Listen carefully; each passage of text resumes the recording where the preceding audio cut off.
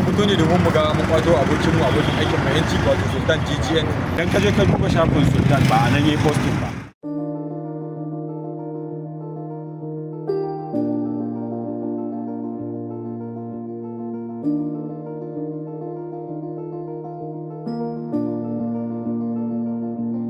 Muna roƙon gwamnatin jihar Kano da ta taimaka ta shiga cikin wannan lamarin akan sharri da aka yi wa Sultan.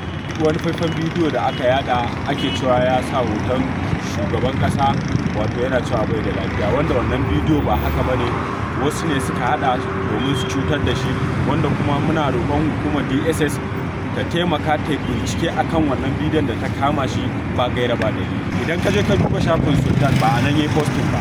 Mun fito ne domin mu ga mun kwato abokin aikin mai yanci wato Sultan GGN akan zarginsa da ake na wallafa wani bidiyo akan shugaban kasa Bola Ahmed Tinubu, wanda ba akan shi wannan bidiyon ba, yayi wannan bidiyon ne akan shugaban Netanyahu, inda aka samu wasu azzalumai suka dauko bidiyon nashi suka yanke daidai gabar da ya kamata su yanke, sai suka dauko hoton Bola Ahmed Tinubu suka dora, wanda kowa ya riga ya sani wannan bidiyon ba nashi bane ba, an yi amfani da AI ne inda aka cutar da shi Sultan GGN. Duk wasu hujjoji da duk wasu proof mun riga mun kawo su, kowa ya riga ya tabbatar da wannan abin AI. Abin da muke so game da wannan lamarin na sai mai kawai a tabbatar da bincike ya bincike na sanaki ko tabbatar da gaskiya da gaskiya. Muna so a yi adalci kamar yadda aka kama shi da laifi wacce ake da kinsa laifi wanda laifin ba shi ne ba, muna so a yi bincike na gaskiya da gaskiya saboda a tabbatar da adalci.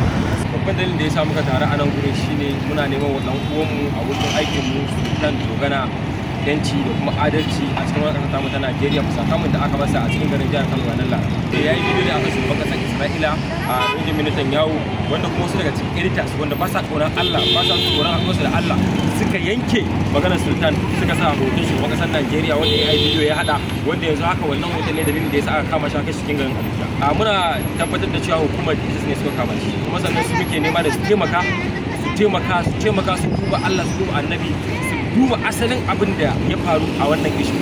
Gaskiya muna sa a sake mana dan uwanmu Sultan saboda ya dawo cikin ahalinsa, sakamakon an kama shi ba tare da wani kyakkyawan hujja ko kuma da wani amurka ba. Ya kamata ma a ce ma lalle ma gwamnatin Najeriya ta gane wannan abin kirkirar bidiyo ne ba shi ya daura a bincikinsa ba, saboda AI ne aka daura a saman bidiyonsa. Fatan da nake shine kawai su sake shi koma cikin ahalinsa, cikin yan uwansa.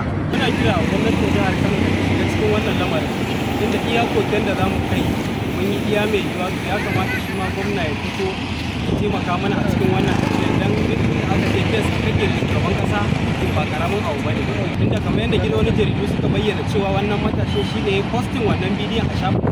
Idan suka duba ainihin shafin nasu za su ga cewa ba shi ne wanda ya posta wannan bidiyon. Justice for Sultan, justice for Sultan, justice for Sultan.